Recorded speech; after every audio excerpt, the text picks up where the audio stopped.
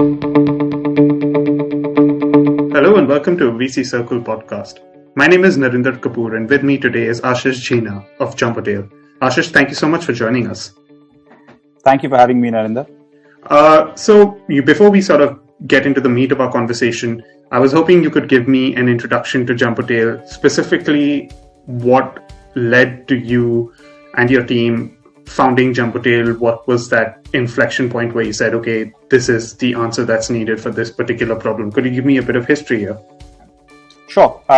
This will take a couple of minutes, but hopefully it'll give people sufficient background into the problem we're solving, why we're solving it, and how we're actually solving it. So I started Jumbotail along with my co-founder Karthik a little over 5 years ago at this point. But Jumbotail, the story of Jumbotail is a lot older than that. Both Karthik and I come from very different backgrounds. We were classmates at business school at Stanford together, so we've known each other for greater part of a decade. And prior to that, Karthik was in the Indian Army, and then he was an e-commerce veteran at eBay and Flipkart. I'm an Apple farmer, third generation at that. Worked at BCG. Did a lot of work in food and agri. So for both of us, our life experiences exposed us to a lot of the the intricacies and the inner moving parts of how food and grocery in India actually operates. And it's pretty fascinating when you look at it, because for a country of India's scale and diversity and the size of the market, people say food and grocery in India is $500 to $600 billion today, projected to be $1 trillion in the next 5 years. It operates very differently from most large markets. And this was both our personal and professional experiences leading up to Jumbotail really sort of exposed us to these. And the realization that India is unique in the sense that for a market of its size, it's extremely fragmented on both supply and demand side. And what I mean by that is, not only is supply still, very, very large portion of it, nearly 60% is still, staples like rice, pulses, etc., which are bought and sold in raw form with very little branding, consumer branding to speak. But even, CPG or FMCG is only about 40% of the market, very, very fragmented base there as well. But more importantly, it actually flows. This entire volume, $500-600 billion every year flows through nearly 10 to 12 million mom and pop convenience stores, or called kirana stores. And then for the purposes of this conversation, I'll refer to kirana stores. And then what I mean is essentially a family operated store, 300 to 400 square feet or 30 to 40 square meters, largely operated by an entrepreneur and his or her family. And that's really what accounts for 95+% of India's food and grocery trade.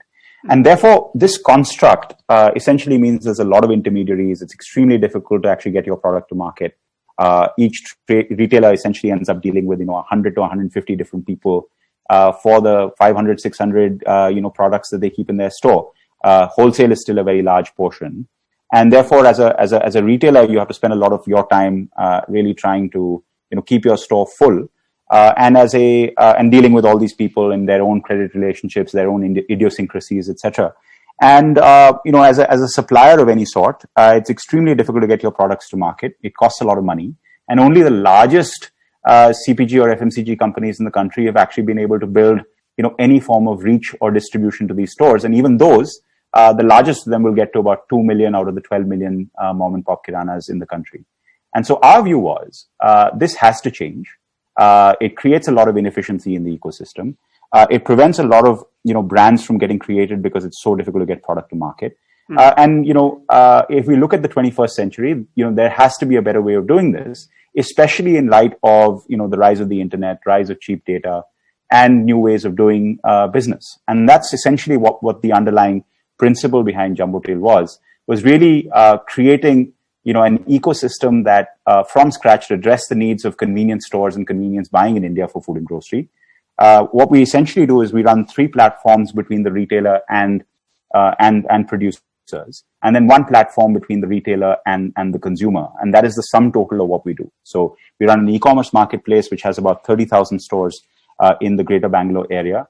Retailers, kiranas will, access about 4,000 different SKUs or products across staples and CPG and our own brands.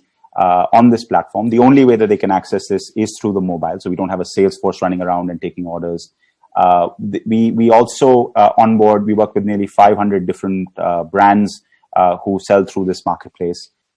We do warehousing, last mile delivery, logistics through our own network. We built a lot of technology to solve for problems that are fairly specific to food and grocery in India. This is now the lowest cost and most efficient and highest service level platform for supply chain in food and grocery in India today, and something that we're now starting to expose to other people looking to serve kirana stores.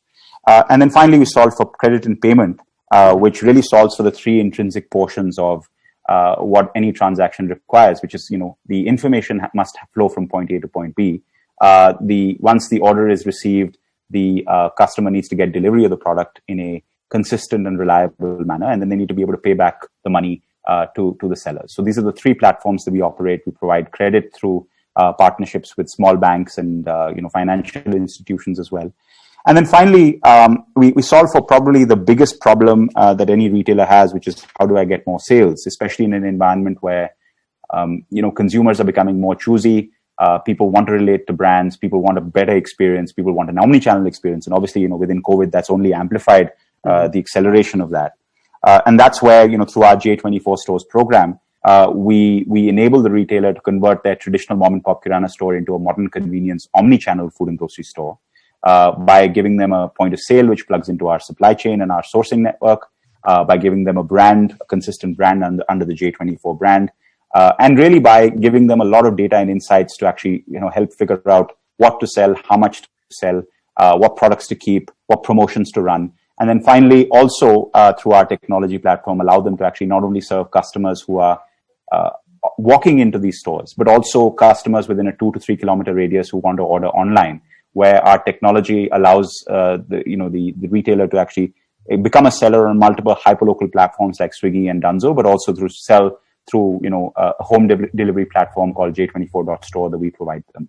So it's an end-to-end ecosystem that really aims to revolutionize the way food and grocery is bought and sold in India, and also revolutionize over a period of time the whole concept of convenience by really bringing traditional mom and pop stores into the 21st century without sacrificing many of the benefits that they already have, intrinsic qualities that they have, which is around the sheer entrepreneurial energy and passion of the retailer, the ability to operate at a cost structure that is unparalleled, intimacy with their customers, and understanding of local markets. The other question I wanted to ask you regarding Jumbotail is, when you onboard a kirana store onto your platform, or when a kirana store approaches you through whatever referral network you may have and says, I would like to become a part of your platform, is there any one particular aspect of, is there any one particular product or service that they come to you for, which has become your biggest selling point? Or do they all know that, or do a majority of your customers know that, okay, Jumbotail is this end-to-end ecosystem, as you mentioned. So if I come to Jumbotail, I will get this, this, and this, and I don't need to look anywhere else. I think, Narinder, customers in this case who are retailers look at it a lot more simply, which is, is this something that is going to make my life more convenient and easier and more reliable, right? Can I trust that if I participate on this platform, my life will be better? And that better can be a function of, it's easier to run my store. I spend less time doing that. I spend less time worrying about, whether my store is going to have stock. I can try new products. I can discover new products. So it's largely, our whole value proposition is predicated on, really allowing the retailer the benefit of the convenience and reliability that, the technology platform and the services that we provide can afford them. And that's really the reason why, nearly 45 to 50% of our, customers come through us from, organic downloads. We don't spend a single rupee on marketing, for them. In fact, the total customer acquisition cost for every customer on the platform is less, it's about $1.50 or about 100 rupees. And that's largely because, most of the people that come to us come due to positive word of mouth. And they're looking for convenience, and that's essentially what we're providing them. We don't actually compete. We don't advertise pricing as a value proposition at all. In fact, sometimes we actually, charge a slight premium for our services. And customers, mom and pop retailers are some of the most savvy entrepreneurs in the world. When you get somebody like that to pay you a premium for your service, that the service is worth something to them. And that's always been very important for us, because we fundamentally believe that this is a high repeat rate, long term value creation business. And if you're the only way your ability to do that comes from being able to provide superior service levels. And this we've done in Bangalore now for nearly 5 years, and nearby cities for a little bit shorter. And Bangalore probably at this point is outside of maybe some cities in China, the most competitive B2B e-commerce market in the world. And we've been able to do it here while maintaining a premium, despite a lot of capital getting dumped in here by players who are competing on price. And this is something that we're extremely proud of and continue to double down on. You mentioned that your retail customers are some of the most savvy entrepreneurs in the world. They're also some of the most price conscious entrepreneurs in the world. Can you take me in that context? Can you take me through Jumbotail's revenue model? What are your revenue streams here? How do you sort of bring in the money for the company? Sure. So there's a few revenue streams. Like any other e-commerce marketplace, we charge sellers on the marketplace commissions for the products that they sell on the platform. Customers will pay delivery charges for whatever deliveries we do to them. We may also have our own private brand, which is about 18 to 20% of sales on the marketplace today, so that we make some money where you not on that. For credit, we do have a small spread that we make on the credit side as well. And in addition to that, brands pay us for helping sell their products on the marketplace in terms of marketing and other revenues as well. And then on the J24 side, retailers pay us a retail services fee, and in addition to brand promotional money that also comes to us for helping them sell their products in those stores. So multiple revenue streams. And to your point about price sensitivity, yes and no. If you actually look at it, at a 50,000 foot level, yes. But that doesn't necessarily mean that the retailer will go for the cheapest product, right? They're looking at, they're pretty good at, understanding total cost of ownership. And what that means is, if you save, let's say 1% or 2% by buying from somewhere else, but it doesn't turn up on time, and you lose an end consumer that you promised this product would turn up, and that person went to another retailer, you lose that person for life. And therefore, we have seen examples, and many of us, who've dealt with kiranas before will realize, sometimes you go to a store, and he says, I'll come back in 10 minutes. It's lying in the back. What many times they're actually doing is going to the neighborhood, store, which is probably 50 to 100 meters away, buying at full cost, and then, making a loss on that sale just to retain the customer. So, retailers understand, the true cost of ownership. They've put a lot of value into, reliability. And that's where, our service levels, which are industry best by far. The fact that, retailers can get nearly 99+% fill rate, next day delivery guaranteed. All these things are extremely valuable to retailers. And that's why they're willing to pay a premium on the sticker price, because the total cost of ownership and therefore the total value that they gain from participating on the Jumbotail platform is substantial. And that's why, our share of addressable wallet in many of these stores is, anywhere between 15 and 30%. In a space where, most people are sub 1% because a retailer is actually dealing with 100 to 150 different suppliers at the same time. So their lifetime value becomes your lifetime value and vice versa. Is that a fair way of putting it? Yes. I mean, we optimize for long-term retention. Once a retailer buys once on the platform, we have cohorts now going back 4 to 5 years now, where retentions on these cohorts are, 60 to 80% from first order buying. The moment you get to sticky customer buying, it goes even higher, which is, anybody buying, at least 10 times a month. And that cohort of customers actually accounts for 80% of our sales. So we're essentially if for all the investment professionals listening in, we're an extremely low CAC, $1.5 to $2 customer acquisition cost business, high lifetime retention, high lifetime value. And as customers stay on the platform, they continue to buy more and more categories, more and more products, and larger tickets. And therefore, this is a virtuous cycle that largely depends on, great service, and building trust with every transaction. And, most e-commerce businesses, network effects are built on, amazing service levels, which result in them being highly competitive and being able to charge premiums that otherwise wouldn't be able to be possible to be charged by competitors. So then when you set up Jumbotail and now, you're at the point where you are, where we're having this conversation, in all this time, what do you feel has been the toughest obstacle for the company to sort of cross? Could you give me one or maybe two examples of that? So I think, it's easy to say that we want to provide this differentiated service level and we want to provide it at a cost structure that is actually cheaper than, what most other people are able to provide. In fact, almost at the same cost structure as what the unorganized sector would provide. Mm-hmm. And inherently, those are fundamentally opposing concepts, right? Higher service levels many times are associated with higher cost. And that's where I think, we were clear that that's what we wanted to do. It took us a while to figure it out. But when you do that, and that, happened because we really invested a tremendous amount of effort in building, technology and adapt, using technology in spaces that most people, assumed, for example, that, you can't get retailers to buy through an app. Pretty much everybody in this space relies on very large, sales forces going out and taking orders. Most people get only about 20-30% of their orders directly from retailers going onto the app and, unassisted, uninitiated ordering. For us, this number has always been 100%, right? And has been from day one. And that has required a lot of discipline. I think one of the most difficult things for us has been sticking to, what we believe to be true, right? Which is grocery businesses, irrespective of whether they are technology enabled or not and technology powered or not, are fundamentally, local businesses. And therefore, you have to build proper economics. You have to build proper, viable economics at a cluster level, at a regional level. Mm-hmm. If you don't, scaling this business is not going to get you out of a, unit economics hole.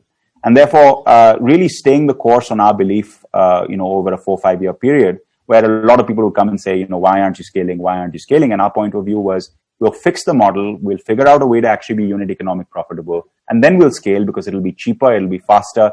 And over a 10-year period, we'll still get to the same outcome with a fraction of the money spent.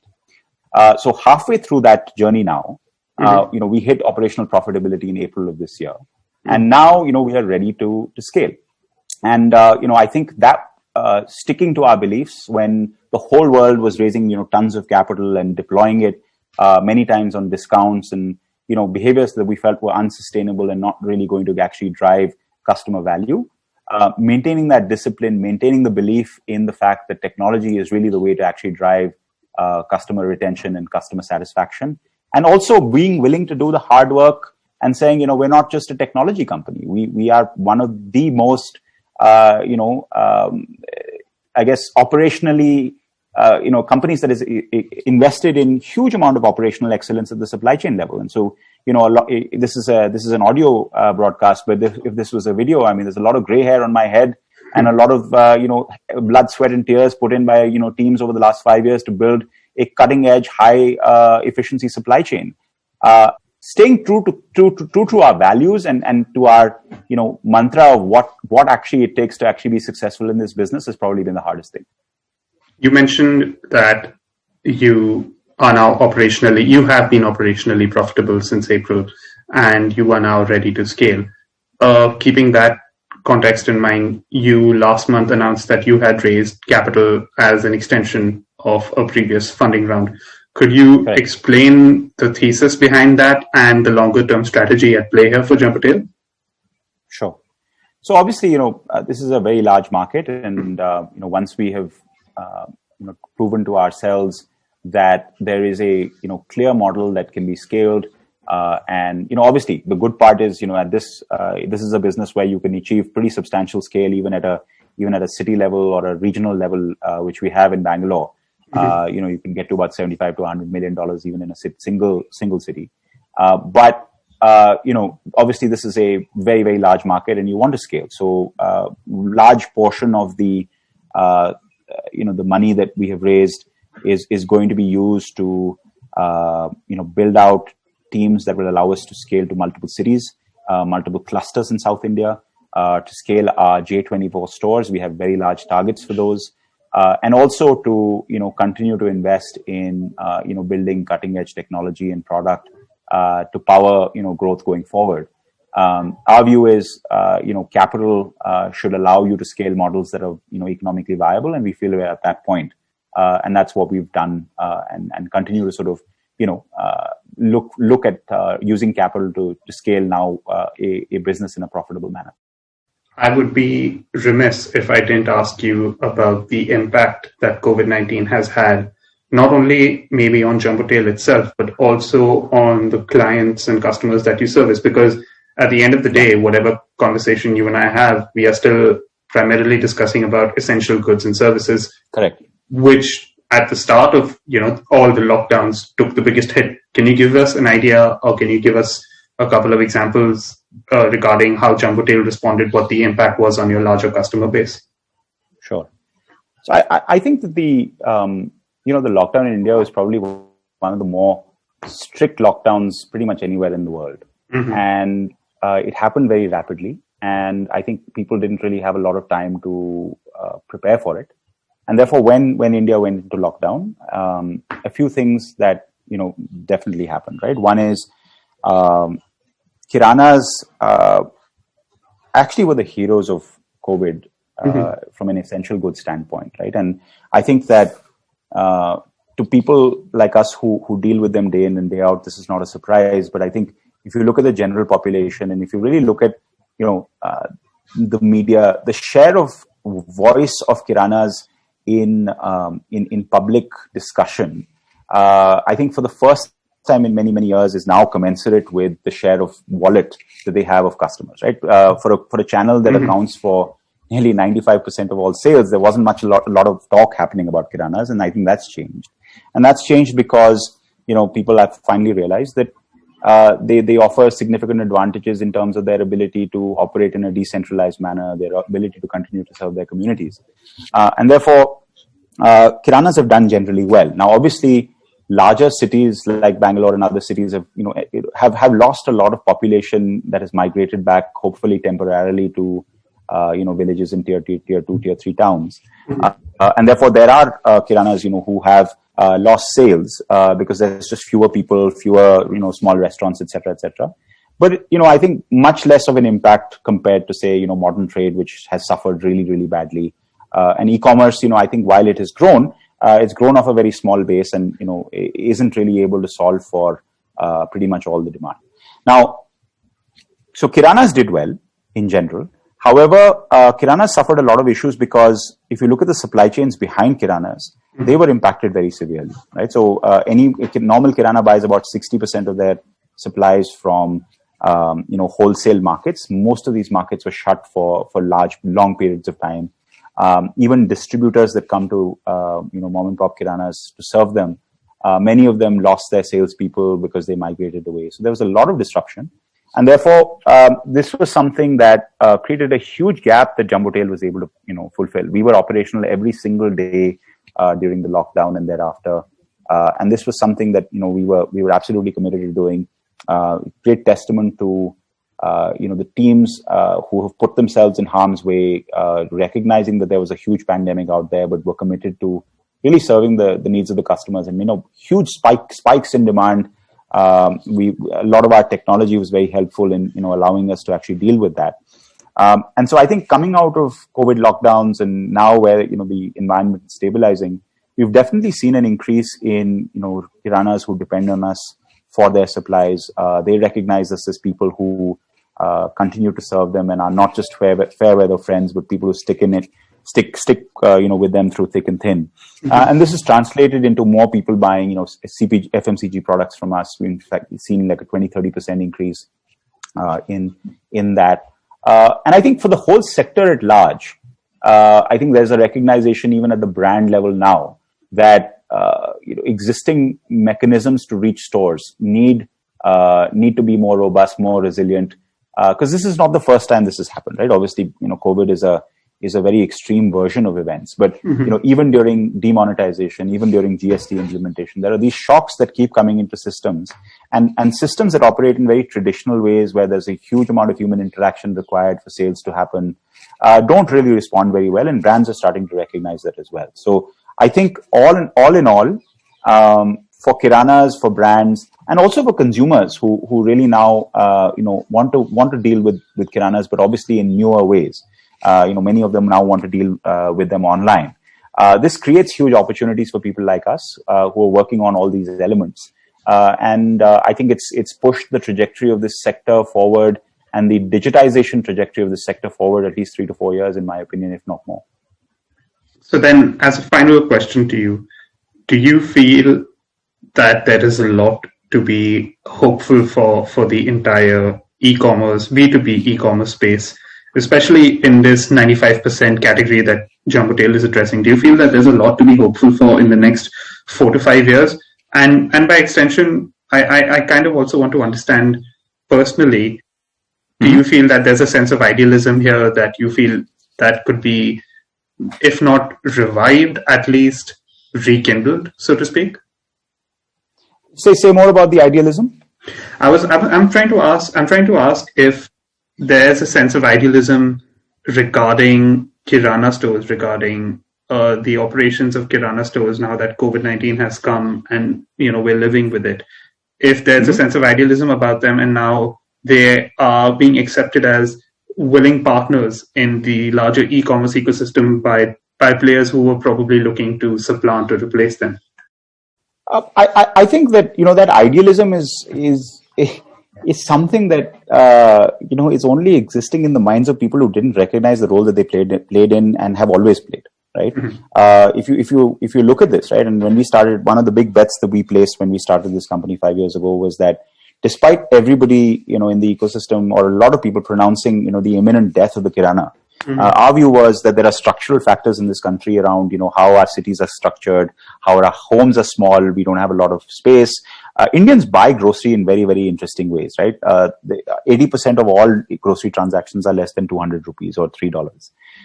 These are transactions, and so therefore Indians buy very frequently and very small ticket transactions in grocery, and that's not going to change anytime soon. And therefore, our view has always been that kiranas will prevail. Obviously, kiranas may look different going forward, and that's something that we're actively, working on to catalyze as part of our J24 stores. My view, and this is I'll stick my neck out and say, I'm going to make another pronouncement for the next 5 years, and hopefully, if I'm even half as right as we were the first time around, we will have built a large business and help build a pretty significant portion of the economy if we get this right. But if I'm right, I think that what we're going to see over the next 5 years is a massive transformation in the food and grocery ecosystem in India. A lot more business will go online. A lot more consumers will go online. A lot more kiranas will go online. When the consumers go online, vast majority of that demand too is going to be fulfilled by kiranas, because that's the most obvious place for fulfillment of those orders to happen. Otherwise, the cost structures, especially in an MRP regimed economy like India, will not work. And therefore, huge online move, a movement towards more branding and standardization. I believe the top 25-30% of kiranas will get branded under some umbrella or another. They will continue to operate in the stores as entrepreneurs, but I think there will be 4 or 5 large umbrella brands that will be created in the kirana space, and therefore this is an extremely exciting time to be playing in probably what is the last untapped market of this scale left in the world. So I'm very excited. I think it's less about being idealistic. It's about really being able to recognize what kiranas bring to the table, and obviously the power of technology, the power of the platforms that we're building, and not just us, many other people are doing that too. I think this is an incredible time to be building a business like this, because it gives you the opportunity to create very large businesses, but also to impact hundreds of millions of people's lives positively, and I'm very excited about that. Well, I think on that note, then it's a great way to end this conversation. Thank you so much for joining us today. It's been an absolute pleasure. Thank you, Narinder, and thank you for having me. I appreciate the opportunity.